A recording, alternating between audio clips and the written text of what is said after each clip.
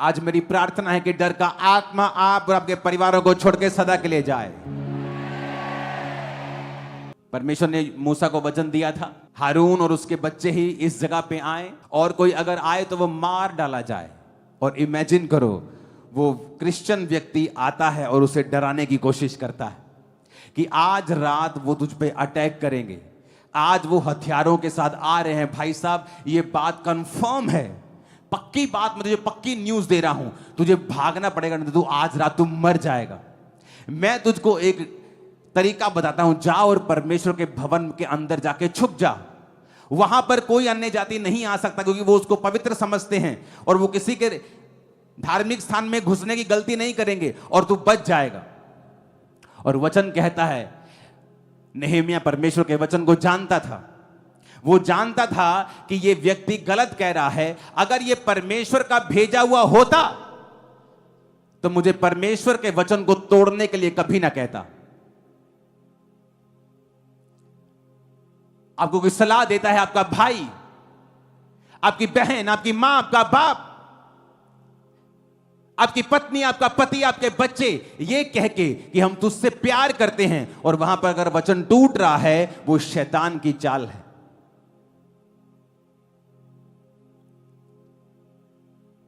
आप कोई भी स्टेप अगर डर के साथ लेते हैं, शैतान आपको डराकर कोई स्टेप लेता है, वो हमेशा स्टेप गलत होगा।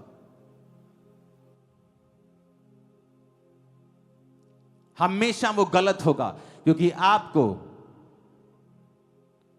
यीशु मसीह के नाम के लिए दुख उठाने के लिए भी बुलाया गया है। हो सकता है उस स्टेप को जो आप सच्चाई में लेंगे, कुछ देर के लिए आपको दुख उठाना पड़े, लेकिन वो आपकी स्पिरिचुअल मौत का कारण नहीं बनेगा। वहां पर उसको डराने धमकाने से उसको वचन तोड़ने के लिए मजबूर किया जा रहा था। और जैसे ही वो परमेश्वर के भवन में छुपता तो वहां नाम धराई होती कि नेहेमिया याजक नहीं है, ये पॉलिटिकल फील्ड में है, तो ये वहां पे नहीं जा सकता। तब तक नेहेमिया की बल्ले बल्ले रही, और जैसे ही वो अंदर जाता वो नाम धराई का कारण बनता, और वो सारी योजना जो शहरपना बनाने की थी वो उसी समय निठल हो जाती, खत्म हो जाती, वो उसी समय कैंसल हो जाती, क्योंकि एक बड़ा इशू वहां पे खड़ा हो जाता कि जो व्यक्ति तुम्हें लीड कर रहा है, इसको खुद वचन का पता नहीं है, और ये परमेश्वर के पवित्र स्थान में चला गया, ये परमेश्वर का भेजा हुआ नहीं है। और फिर वचन की बात आती कि उस व्यक्ति को मार डाला जाए, और फिर वो सारे बंदे मिलकर उनको वचन पूरा करना था कि वो नेहेमिया को मारें, और जैसे नेहेमिया मरता वो कॉलिंग फिनिश, वो शहरपना कभी ना बनती। शैतान कई बार आपको डराता है, अगर तू ये करेगा तेरे साथ ऐसा हो जाएगा। एक्चुअल में अगर आप वो नहीं करेंगे तो आपके साथ ऐसा होगा। वो फाइट करता है। अगर तू अब भी यीशु मसीह का रहा तो सारे रिश्तेदार तुझे छोड़ के चले जाएंगे। वो उल्टा कह रहा है, क्योंकि जैसे आप यीशु मसीह के होंगे, पूरी दुनिया आपका रिश्तेदार बनना चाहेगी। वो झूठ कह रहा है कि अगर तू यीशु मसीह में रुका, तेरा कैरियर खत्म, तेरा फाइनेंस खत्म, क्योंकि परमेश्वर एक ऐसा कैरियर, एक ऐसा फाइनेंस तुम्हारे लिए रख के बैठा है जो उससे कहीं अधिक बड़े लेवल का है।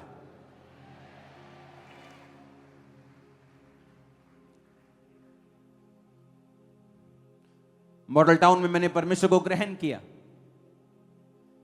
जिस जगह पे हम रहते थे वो हमारी नहीं थी, लेकिन उसकी वैल्यू करोड़ों में है। आज उसकी वैल्यू 100 करोड़ भी हो, 200 करोड़ भी हो सकती है। इतना बड़ा वो मॉडल टाउन के सेंटर में एक जगह है। लेकिन जब उस घर को हमने छोड़ा, हमने 1 रुपए की भी डिमांड नहीं की, क्योंकि मैं उस समय परमेश्वर में था। अगर उस घर का कुछ आ भी गया हमारे साथ, तो वो भी हमने वापस भेजा कि ये आपके घर से आया है। और सुनो, उसका मालिक इंडिया में नहीं आ सकता। उसका सारा कुछ हमारे नाम के ऊपर था, सारी बिजली हमारे नाम के ऊपर थी। कोई किराया हम नहीं देते थे, लीगली हम उस पर कब्जा कर सकते थे। और शैतान बोल सकता है तुम्हारे पास अपना घर नहीं है, तुम्हें जरूरत है, ये परमेश्वर ने तुमको दिया है। अगर मैं उस पर कब्जा कर लेता, कितने मिलते? 2, 4, 5, 7 करोड़ मिल जाते, लेकिन मैं यहां कभी ना होता। शैतान आपसे आपको जो देना चाहता है, उससे कहीं अधिक गुना परमेश्वर आपको देना चाहता है। और वो ये चाहता है कि शैतान की बात आप ना सुने। कहता मेरे जैसा मनुष्य डरे, मेरे जैसा मनुष्य भागे। अगर आपके अंदर परमेश्वर की अणख नहीं है,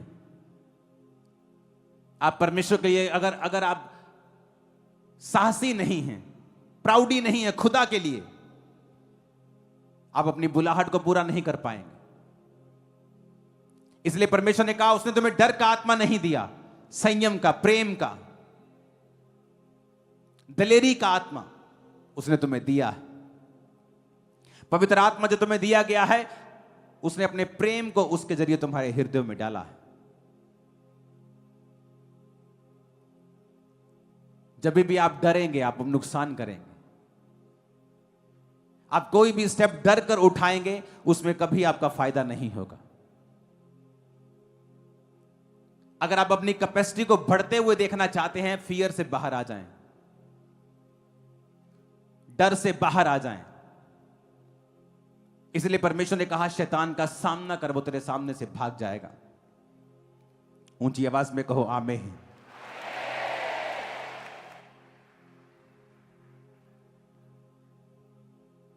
जब गोलियत सामने आया दाऊद के, तो दाऊद ने जब 5 पत्थर लिए, तो वचन कहता है कि गोलियत उसकी ओर आया और दाऊद उसकी ओर भागा गोफन चला के। दाऊद पीछे पीछे नहीं रहा, पीछे पीछे चल के आगे गया, फेस किया शैतान को। परमेश्वर चाहता है आप शैतान को फेस करें, आप सामना करें डर का, भागे नहीं। अगर आप भागेंगे नुकसान होगा। शैतान कभी आपका भला नहीं चाहता, वो आपको डराता है ताकि आपका नुकसान कर सके। अगर आप डर की आत्मा के चलाए चलेंगे, आप कभी परमेश्वर की योजना को पूरा नहीं कर पाएंगे।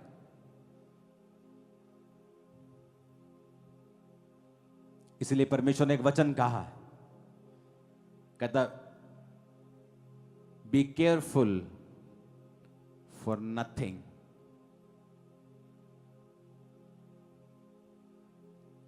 बी केयरफुल कहता फॉर नथिंग, कहता किसी बात की चिंता मत कर।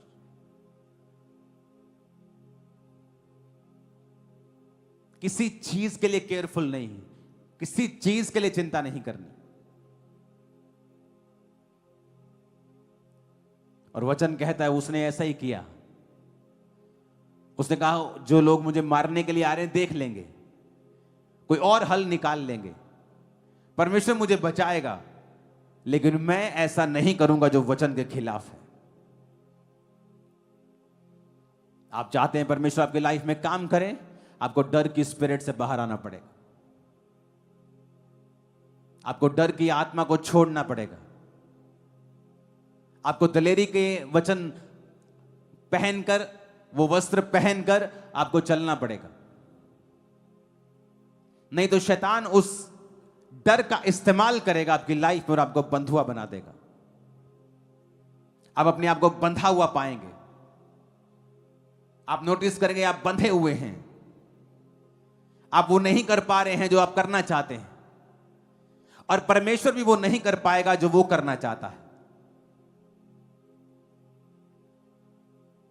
आज मेरी प्रार्थना है कि डर का आत्मा आप और आपके परिवारों को छोड़ के सदा के लिए जाए। आमीन, आमीन। कोई स्टेप डर से ना लें।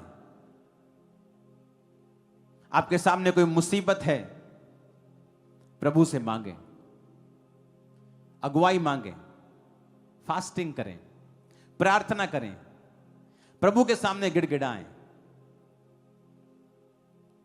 लेकिन बैक स्टेप कभी ना लें, क्योंकि वचन में एक ही बात लिखी है, शैतान का सामना कर, वो सामने से भागेगा। बस कहता नहीं सामना करेगा वो नहीं भागेगा। अगर आप शैतान का सामना नहीं करेंगे वो नहीं भागेगा। हालेलुया। अपने पड़ोसी को बोलो शैतान का सामना कर। फिर से बोलो अपने पड़ोसी को शैतान का सामना कर। फिर से बोलो अपने पड़ोसी को शैतान का सामना कर, और कहो वो सामने से भाग जाएगा। फिर से कहो शैतान का सामना कर। बोलो अपने पड़ोसी को शैतान का सामना कर, वो तेरे सामने से भाग जाएगा। आमीन। आप प्रभु का काम कर रहे हैं, शैतान आपको डराने की कोशिश करेगा। और अगर आप खड़े रहे, ये बात नोटिस कर लेना, बाइबल्स पे लिख लो, शर्मिंदा होगा तुम्हारा दुश्मन और शैतान दोनों, और वो कुछ नहीं कर पाएंगे। परमेश्वर चैलेंज करेगा कई बार तुम्हारे फेथ को, तुम्हारा विश्वास चुनौती पाएगा कई बार। अब्राहम का विश्वास चुनौती को पाया, कहा अब कहां होगा, अब मेरा मरा हुआ सा शरीर, सारा का मरा हुआ सा गर्भ, लेकिन पीछे जाना कोई हल नहीं है। लिखा जो अपना हाथ हल पर रखकर पीछे देखेगा वो मेरे योग्य नहीं। आपको आगे आना होगा, आगे बढ़ना होगा, और शैतान के डराए रुकना नहीं होगा। बहुत से लोग मैंने ऐसे देखे हैं जो शैतान के डराए डरे, अगर तू चर्च में गया तेनू देख लांगे, तुझे बताएंगे, अगर तू चर्च में गया तेरे तेनू दिन दसांगे, तेरा पानी बंद कर देंगे, तेरा हुक्का बंद कर देंगे। ऐसे लोगों की हालत देखो जाके 5 साल बाद क्या है, जिन्होंने उन लोगों की बातों को सुना है। और फिर उन लोगों को देखो जिन्होंने उनकी बात को नहीं सुना है, और उनकी हालत क्या है। आपको फर्क नजर आएगा। एक वीडियो में आपको दिखाना चाहता हूं। आज या संडे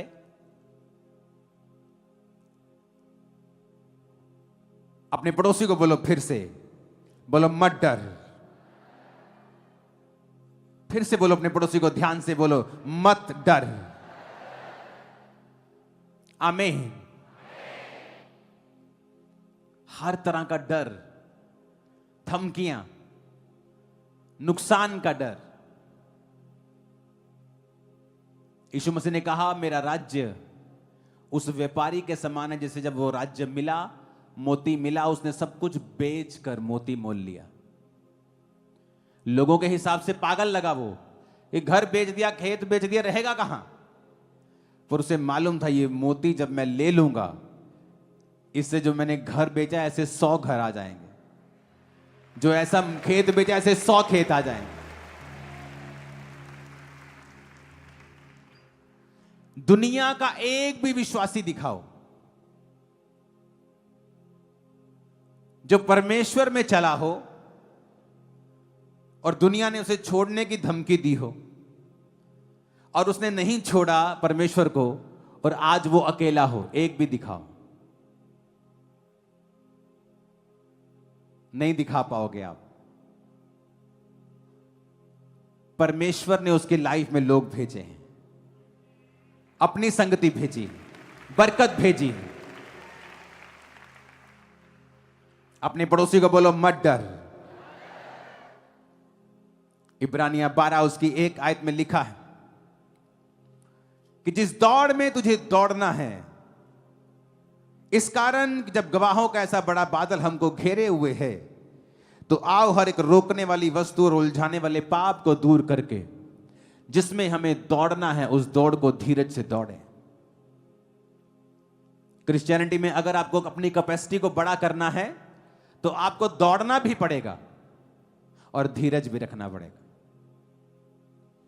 कुछ लोग सोचते हैं क्रिश्चियनिटी का मतलब है अब स्लो हो गए लाइफ में, कुछ नहीं करना। ऐसा नहीं लिखा। उसने कहा दौड़ना है, पर धीरज से दौड़ना है और लंबा दौड़ना है। अगर आप शॉर्ट टाइम बेनिफिट चाहते हैं तो क्रिश्चियनिटी आप लोगों के लिए नहीं है, क्योंकि परमेश्वर ने जब आपको बुलाया उसने आपके लिए एक योजना रखी है, आपके परिवारों के लिए, वंशों के लिए, जनरेशंस के लिए। उसने वो प्लानिंग्स आप लोगों के लिए रखी हैं। लेकिन अगर आप शॉर्ट टाइम के लिए आपको जल्दी है तो फिर वो योजनाएं आप लोगों के लिए नहीं है। बिना डर के, और 10वां पॉइंट है एंड्योरेंस के साथ, धीरज के साथ। आत्मा का एक फल है लॉन्ग सफरिंग, एक फल है संयम। किसी ने आपको थप्पड़ मारा, ठा, आपने संयम रखा, कुछ नहीं कहा। फिर उसने एक बार फिर मारा, फिर तीसरा, फिर चौथा, उसे कहते हैं लॉन्ग सफरिंग। कि आपने परमेश्वर के लिए सफर किया है, सहा है, दुखों को सहा है, सतावों को सहा है। कहता दौड़ना भी है, प्रेयर भी करनी है, फास्टिंग भी करनी है, पर कहता धीरज के साथ दौड़ना है। अपने पड़ोसी को बोलो क्रिश्चियनिटी में तुम्हें दौड़ना है लेकिन धीरज के साथ। आमीन।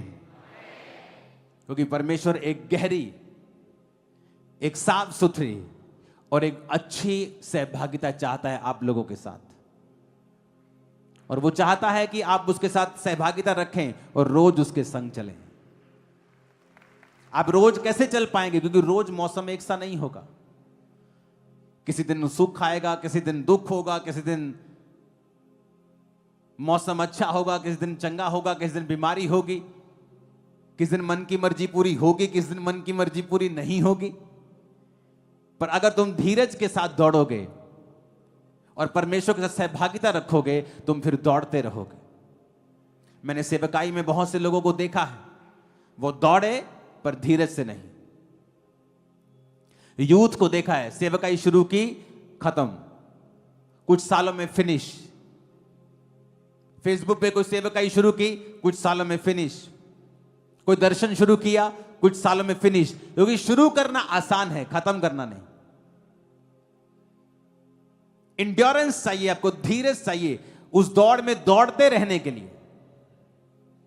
और इसलिए परमेश्वर की मास्टर प्लानिंग को, उसकी बुलाहट को बहुत कम लोग हैं जो पूरा कर पाते हैं। क्योंकि दौड़ते सब हैं, लेकिन धीरज के साथ बहुत कम लोग हैं जो दौड़ते हैं। आप धीरज के साथ दौड़ेंगे तो ही जीतेंगे।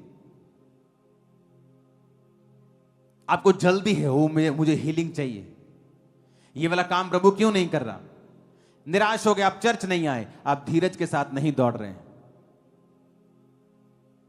आपको यह समझ रखनी है कि परमेश्वर हर एक समय को आपकी लाइफ में लेके आएगा, हर आशीष को लेके आएगा, लेकिन अपनी टाइमिंग से।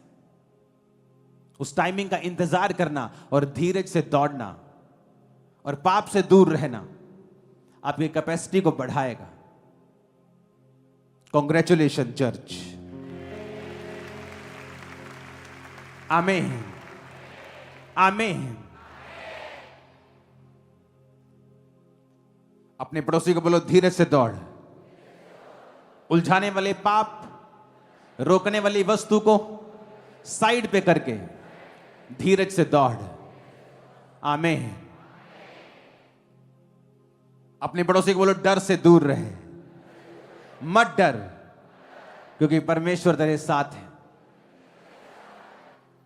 आमीन। अगर आप चाहते हो प्रभु आपकी लाइफ में काम करे, आपके कोई भी स्टेप डर से नहीं होने चाहिए। जहां शैतान आपको डराएगा, समझो वही स्टैंड लेने का टाइम है और वही गवाही का समय है। अगर दाऊद गोलियत को पीछे चल चल के मारता, छुप छुप के मारता कि अगर बाय द वे नहीं लगा तो मैं इधर से निकल जाऊंगा, मैं इसको भाग भाग के थोड़ा थकाता हूं, पर लिखा वो सामने से गया और सामने से जाके वो इधर आ रहा है और ये इधर आ रहा है और ये उसकी ओर जा रहा है। एक पत्थर, शैतान जब आपको डराए तो स्टेप लेना, क्योंकि वही आपकी टेस्टिमनी बनेगा, वही सेम चीज। कैसे बना वो राजा? आत्मा में तो राजा बन गया वो दाऊद, लोगों में एक्सेप्टेबल कैसे होता? और जब उसने गोलियत को मारा, लोगों ने कहा शाऊल ने हजारों को और दाऊद ने लाखों को मारा। मेरी बात समझ रहे कि नहीं? उसी डर को जीतने के बाद उसकी बुलाहट पूरी हुई। अपने हाथों को उठाओ। मेरा विश्वास है कि आप लोग अपने डर पे फतह पाएंगे और उस बुलाहट को पूरा कर पाएंगे जो परमेश्वर की है।